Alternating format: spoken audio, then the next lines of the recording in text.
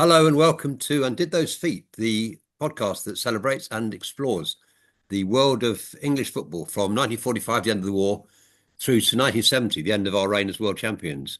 And we haven't been back since. I'm joined as ever by Karl. Hello, Karl. Hello, Peter. Karl, we were going to talk about individual players. That was our goal this time. We want to talk about Yes. some of the best players that eliminated the English game and played for English clubs between 1945 and 1970. It was a golden period, wasn't it, for players from the other parts of the British Isles, but not from further afield, I think. No, it's very different than modern football in that regard. The number of genuinely overseas players, few and far between. Um, but the British Isles were certainly well represented in English clubs, as well as, of course, some very good Scottish players playing north of the border. Indeed, yeah, absolutely, yes. Yeah, I mean, that's right. I mean, actually, I mean, in some ways, the higher quality of football was perhaps north of the border, bearing in mind that Celtic were the first British team to win a European Cup. And the Scottish teams generally did very well, but we're not really going to look at those players today. Of course, players like McNeil, Tommy Gemmell, Jimmy Johnson eventually came south, but they're not in our period. I don't think. I think when in our period, those sorts of players, and John Gregg of Rangers, Laurie Riley of Motherwell, really great players, were Mm. basically in Scotland for the period we're talking about. So we're talking really about those who illuminated the English League at that time. We actually done this by both picking an England composite team from the years 1945 to 1970. And Karl, I wonder who's figuring in your selection for the England 11 for those years. For England, well, so starting with uh, goalkeeper, England did have a great goalkeeper at the start of our period in Frank Swift, who played for Manchester City and England, and one of those players whose career was interrupted by the war. But I don't think we have to spend much time deciding on who we pick, because of course much later there was Gordon Banks, who was in goal when England won the World Cup in '66, made one of the most famous saves of all time at the 1970 World Cup. So I don't think there's much doubt that Banks has to be the keeper of the side. It's a curious thing that England produced very few goalkeepers between Swift, who retired in, I think, 48, and Banks, who gets his first cap in about 63. There's 15 years there in which England trial around about maybe as many as 15 different goalkeepers. I think that's probably right. And Yeah, none of them really sticks. no, no, no. I think Banks really does stand out head and shoulders. I think more than any other, more than any other position, it's an easy pick. I would say. I agree. Into the back four. So Have you got a I'm, back I'm four? Yes. So if I look at right back, I'm going to name a couple that stand out. Alf Ramsey, who of course became much more famous as England's manager, but in the early part of our period, he was an outstanding right back for England and Spurs. The other is I'm going to go for Jimmy Armfield, who arguably should have been England's captain in 1966, but for injury. Yeah. Absolutely wonderful man. Yeah. He was a great member of England's squad without playing at the '66 World Cup. He could have been bitter at not being selected, even being selected as captain, but he was most certainly not that kind of a man. And his peak years were probably the early '60s. Uh, Terrific defensively, good going forward as well. So I'm going to pick Jimmy Armfield. Well, I agree with you. And I agree with your comments on Alf Ramsey. I think Ramsey plays something like 30 consecutive matches for England. Mm, And no, you don't get that without. I mean, he was an automatic choice at a time when the team was picked by 9 selectors. And it was a bit of a raffle, whether you got back into the team. Well, Ramsey was picked game after game. So he's underestimated as a player. But I think, of course, he had his limitations. He is said to have been quite slow on the turn and so forth. mm. But nonetheless, he was a formidable player. But I'm going with Jimmy Armfield too, because I think that Jimmy Armfield, who was regarded as he gets in the team of the tournament for the 1962 World Cup. Well, if you get into the team of the tournament and your team Yes, fine. only reaches the quarter final, in other words, if you only play 4 games and everybody else gets the semi-final and the final to show what they can do, and you're still in the team of the tournament, you're a pretty good player. And as you Yeah. said, had it not been for injury, Armfield would have captained England. I mean, there were many what might have been about the captaincy of England in 1966, because Duncan Edwards is a name we're going Of to come up course. with in a minute. Yes. But Yes. Armfield would have captained. Yes, he would. So on to the centre backs. Do you want to give us two centre backs? Yes. So Neil Franklin from the immediate post-war years is a candidate. Billy Wright has to be because he won over 100 caps. Then you've got the two more ball-playing defenders in Norman Hunter, who was excellent for Leeds United, and of course Bobby Moore, who was captain of England in 1966. I don't think I need to kid anybody that there's much of a competition of who gets in as one place. Moore obviously has to play. A great defender, but the ball playing skills of a world class midfielder as well. Absolutely brilliant in the 1966 World Cup final. So Moore's in. And of the others, I think I'm going to go for Neil Franklin, who was the best England centre half when our period opened. Fascinating career in that he moved to Colombia to join a rebel league, which cut short his career for England. But I think Franklin gets inside. It's curious. I've got exactly the same as you. I've got Armfield, Franklin, Moore so far in the back four, and I picked Yeah. Franklin. I think Franklin is the best centre back between the war and the emergence of Jack Charlton. That's 1965. So that's in 20 years. And the real black mark against Neil Franklin is the fact that he was picked for the 1950 World Cup. He had 29 consecutive matches behind him, along with Billy Wright. He played the same number of games. They're both automatic picks. And he was picked for the 1950 World Cup, and it was just before the 1950 World Cup, I mean, months before that. I mean, they'd built the defence around him, really, and it Yes. was just right. It was months before that that he revealed that he wasn't going to be going. He was not going to be playing for England anymore, and so I think there was always a trust issue with Franklin, but he was clearly an outstanding player, and I agree with you. I think that Moore and Franklin are my central defenders. I think we're going to say more about Billy Wright. It's not. I think it's very hard to keep Billy Wright out of this team, but there may be somewhere else for him to go. Okay. Yeah, But that's a fair point. and now on to left back. England have always had really good left backs. Yes. Well, I've narrowed it down to three, and there could be more than that. So in the early part of the period, I've gone for John Aston of Manchester United, and then England's World Cup winning left back Ray Wilson, and then right at the end of our period, a very attacking left back in Terry Cooper of Leeds United, who was outstanding at the 1970 World Cup. There's clearly others that could have been picked. Like I could have mentioned, like, Roger Byrne, for example. But of those three that I think are the most outstanding, I think I'm going to pick Wilson as the player who was both an extremely good defender, very solid indeed, but in the modern fashion could get forward as well. So he edges it for me above Aston and Cooper. Well, that's interesting. I wouldn't disagree so much. It's not the name that I came up with in the end. I came up with Roger Byrne as my fullback, only because, well, two reasons.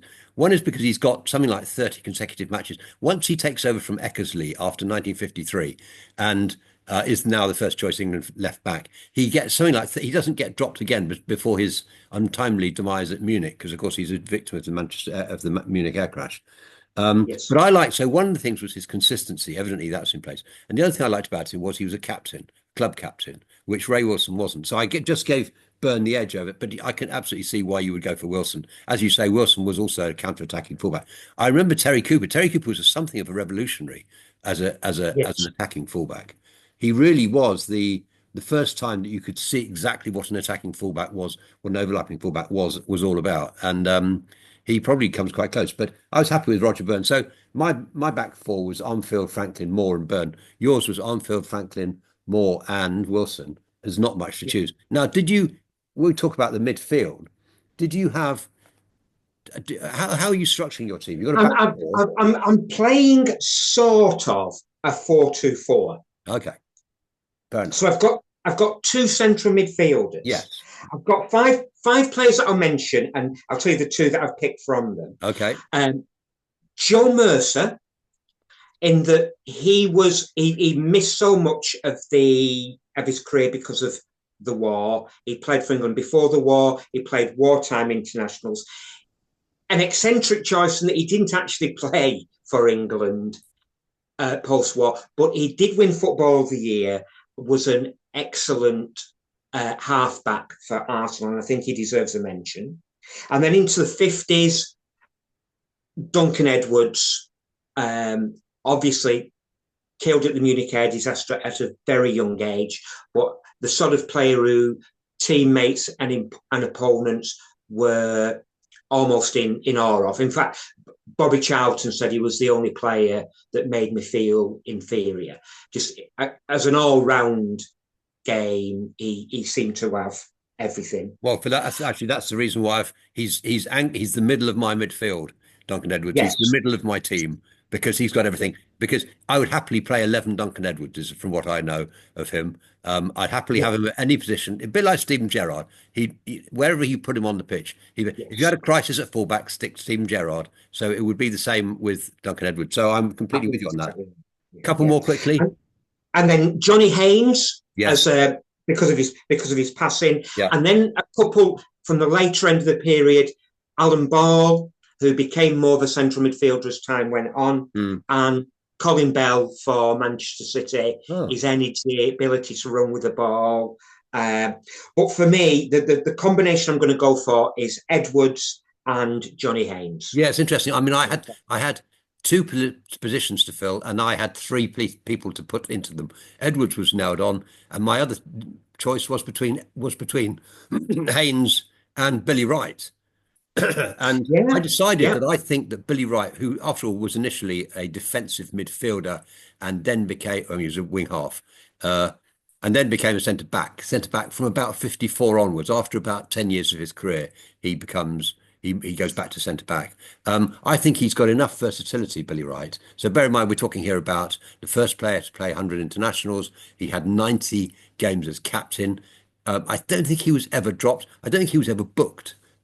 Extraordinary career, really, and I think it's too much to leave him out. My feeling about him is if he plays defensive midfield, then it means that you can always switch to a three at the back. So this is probably taking this a little bit too seriously, but with no, Franklin no, Moore and Wright as you, and then your attacking fullbacks, Armfield and Byrne can really head off up the pitch and contribute in the other half of the pitch. So yeah, I you make a think I good like case the there. idea of Wright as a defensive midfielder and Edwards as an attacking midfielder, and that flexibility at the back. I've got a feeling if you played two in midfield, you've got two wingers in your team, Karl. Well, And I sort wonder of. who they can So, be. well, I'm going to go through my all of my attackers if it's okay, because there is the problem of balance. Because the two most famous wingers that England produced, of course, were Stanley Matthews and Tom Finney. Matthews, the archetype of a dribbling winger who could get crosses in, arguably the most famous footballer in the world at the start of this period, certainly the most famous English player. Tom Finney, a much more rounded attacking player who had everything. A winger, but he certainly could play in the middle as well, and was a goal scorer. Now they're both going to get in, but I'm going to talk about some other players. So a couple of would have been described as inside forwards at the start of our period: Rach Carter and Wilf Mannion. Yeah. Very creative players, but both with an eye for goal. Missed a lot of their best years to the war, but I think they deserve a mention. Then I'm going to mention Bobby Charlton, Of who course. is going to have to get in the side somehow. But I'm going to come on to the problem of arguably of how you balance the attack. Charlton played a lot of his career as a left winger before moving into the central midfield. Eye for goal, 2-footed, fast, could take a man on. So he's going to get in the side. I'm going to mention Tommy Lawton because I think he's the best of the old-fashioned centre I think forwards. you're right. I think he is But you probably. know, the big number 9 type. I And don't then think he's a very team-minded player, Lawton, but he is a bloody good player. yes, I think that might be a fair description. And then I'm going to mention the player whose goal scoring reputation is just second to none in the period, and that's Jimmy Yeah, Greaves, who would have been described as an inside forward. I yeah, think if he was playing in modern football, we'd call him a centre forward. Uh, could again incredibly fast, could take a player on, but more than anything, an ice in his veins finisher. And so the problem for me is how you get a balance. Matthews, I am going to pick, and he's on the right wing. I've got to pick Greaves to be down the middle.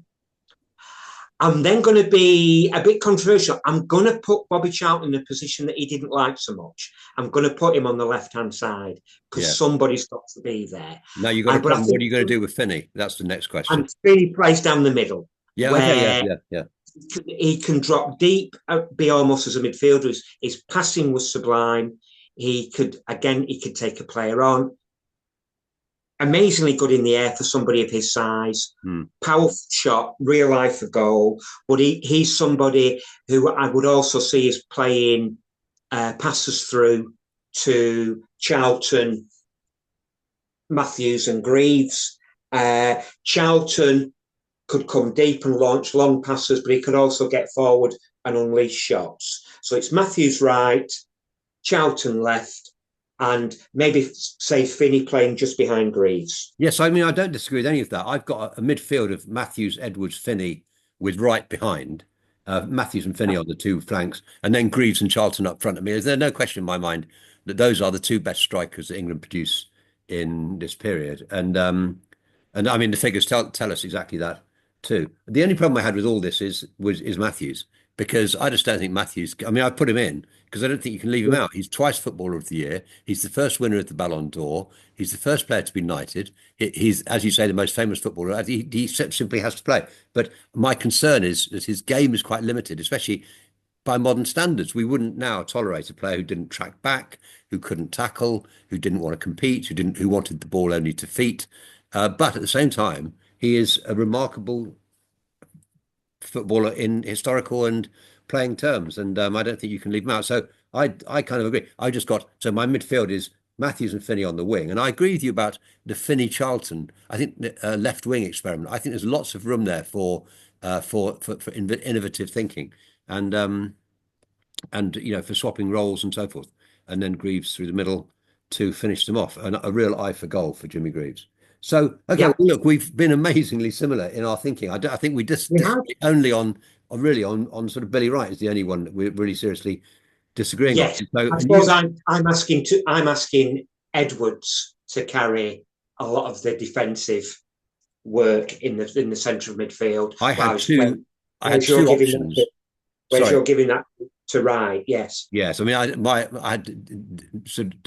had three people to try to squeeze into two places, and Haynes got unfortunately got the hook, but Bright got the nod. Now we're going to move on to the second half of our discussion, which is players who are not qualified to play for England, but who made quite a contribution to English football in the years we're discussing. So we're not now going to be discussing any Scottish players that stayed in Scotland. So people like Laurie Riley, who is a tremendous record of scoring for Scotland against England, well worth looking up. 6 goals in 7 games, I think it was. Astonishing Mm. figures. But he doesn't really come into consideration here. So my take on this is that there are quite a few goalkeepers who could have been chosen. I quite like the idea of Bill Brown of Tottenham, who wins the Yes, club. he was really good. I thought he Yeah. was a good candidate. Kelsey of Arsenal, Jack Yeah. Kelsey of Arsenal and Wales, he's a good candidate. But in the end, I went as you did, I think, with Bert Troutman of Manchester Yeah. City. An amazing story. Yes. Yeah. I mean, Trotman, I think, is somebody who could have a podcast all of his own. His story is extraordinary. But purely as a goalkeeper, I think he gets in. There's a couple of Northern Irishmen. Harry Gregg was very good. I think Yes, deserves a mention. Pat Jennings' peak years were probably in the 70s after our period, but I but agree. but by 1970 he was, I think, a world class keeper. But yeah, I would have picked Rotman.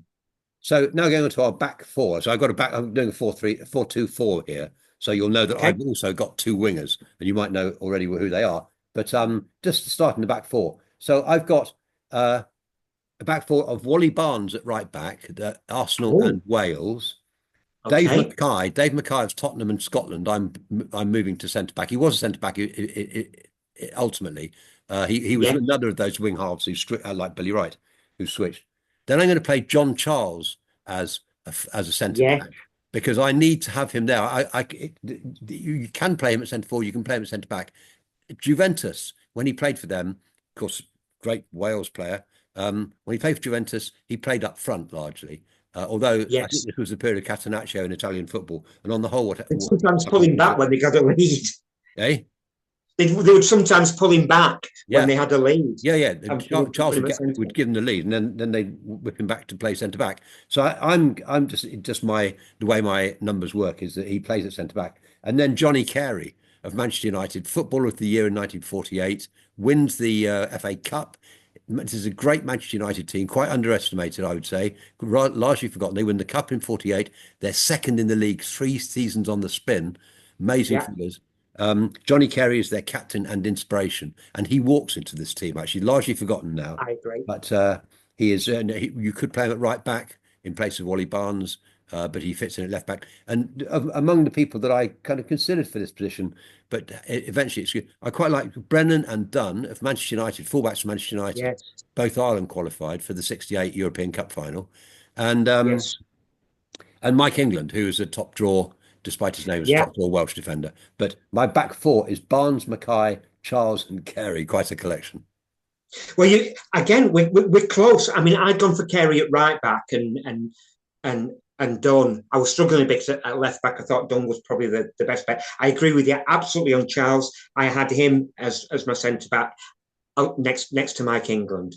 So again, we're Okay. close. Yeah, yes, yeah. I was a bit And, short of and centre the, back. the other player that you mentioned, another player that you mentioned gets him a side, but somewhere else, which is Mackay. But we'll come on to that. Oh, interesting. Yes. I mean, I was short of centre backs, and so I played two. There were others. Ian Ure, I noticed in a commentary in an England-Scotland game, was described as the best centre back in the world or the best centre half in the world. Ian Ure of Arsenal, Manchester United. I'm not sure Yes, that anyone would really recognise him by that description, but he was still known as a prominent player who could have come into yeah, our mix. Now, I got two in midfield, and I'm going for Denny Blanchflower, captain of Spurs when they won the double in 60-61, twice English Footballer of the Year.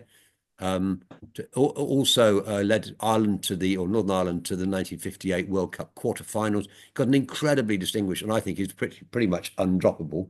And I'm going to pair him with Billy Bremner. So people who don't remember Billy Bremner in the flesh, Billy Bremner was an absolute greyhound in the Leeds midfield, and he was their captain as well, inspiration. So I got two captains in, and no team between 65 and 70, let's say, Leeds were in a crowded field. Leeds were one of the best teams in the country, and Bremner was one of the best players. So my midfield is Blanchflower and Bremner. yeah. I mean, to be honest, they were my third and fourth choices. Right, go on then. I went for Mackay, who you've got at the back, which is I think your pick is very good. But I've got Mackay in the centre of midfield. I thought it was the heartbeat of the great Tottenham side. And the player I've got next to him was Bremner's teammate in the centre of Yeah, midfield, Johnny Giles, yeah, for his passing.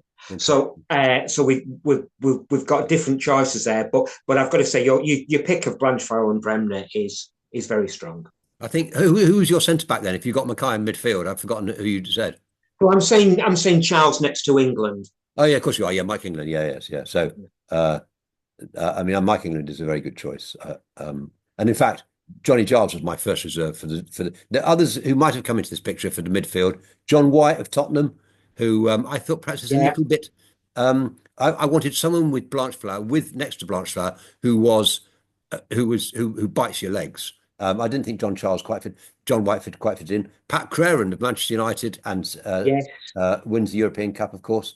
Um, and so onto the front four, because I've got a front four. I don't know about, are we in the same page? 4-2-4 I've got. yes, yeah. I've Now, got front four too. I've got two brilliant goal scoring wingers, one of whom, Cliff Jones for Tottenham and Wales. Yes, Um, a brilliant. I mean, his goals get he a little bit like Tom Finney, perhaps. He makes goals and he scores goals.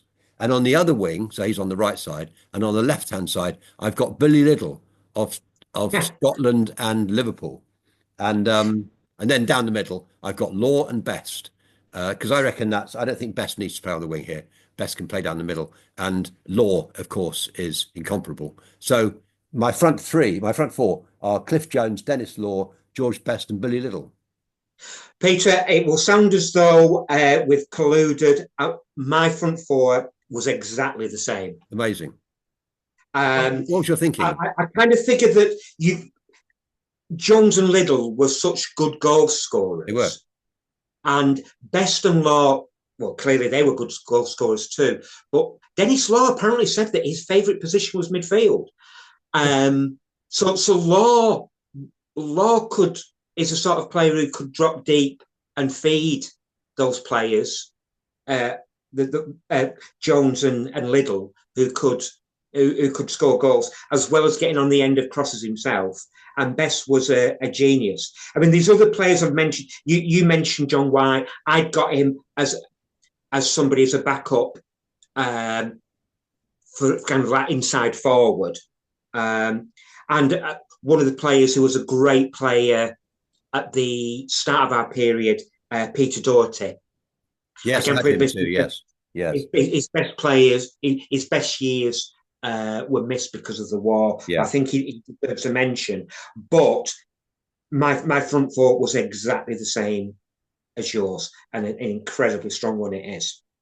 It is indeed. And reserves, well, actually, Kursa, it is a strong one, but at the same time, there weren't many in reserve, I didn't think. Billy Bingham was one possibility, the Northern Irish winger who I think made a bit of an Yeah, impact in the '58 World Cup when Ireland reached Northern Ireland reached the quarterfinal. Ivor Allchurch of Wales, who had a pretty good goal scoring record, but he's not in the same class as Law and Best. I thought there was quite a drop off, actually. yeah, I agree. Funnily enough, I thought of a different Northern Irish winger, McParland for Yeah, Villa, yeah, as I have being got him down, yes. has been a candidate, but again, not quite a Jones or a Liddell. I mean, Liddell, I think it's worth saying, he didn't play in the best club side. We think of Liverpool, of course, as being a phenomenally successful club. They weren't really, by their later standards, No, no, they were uh, relegated. to the extent that they were sometimes nicknamed Liverpool Yes. No, in they the were time relegated that in the 50s. yeah, You remember yeah, when Bill Shankly went to Liverpool, they were really sort of nowhere in yeah, the they're on the uppers. in the second tier and not really making much progress. In fact, I think the club was in a bit of turmoil, with crowds of sort of 9,000, that sort of thing. Uh, but Shankly takes over, and of course the rest is history. Right to the point of when we speak, and Liverpool at the top of the Premier League and unlikely to be shifted from that position. It was a shame not to be able to mention more of the great Scots who played in Scotland in the '60s. People like Jim Baxter. Jim Baxter did come south, Yeah, but he was really I think if we were including them, Baxter would come at least come close. The player I think would walk into it would be Tommy Gemmell as a yeah, left back. yeah. Uh, Yeah. but yeah, by the time he came south, he wasn't the player that he had been for Celtic. No, I think that's right. I think that was true of many of the Scot of many of the Celtic players the Celtic players who came south was their best days were behind them. Well, Karl, it's been a fascinating. I mean, we do great minds do think alike. What more can we say? I think the English Yeah, league has really benefited. Not all leagues are so lucky as the English in having the best, the creme de la creme, come to play for them, come to play in their leagues. We're very lucky to have it, and of course, it's taken on a whole new meaning nowadays with the Premier League and the the World League, really, in a domestic competition. So thanks to Karl, and we'll see you next time. Bye bye now. thank you, Peter. Bye. Bye bye.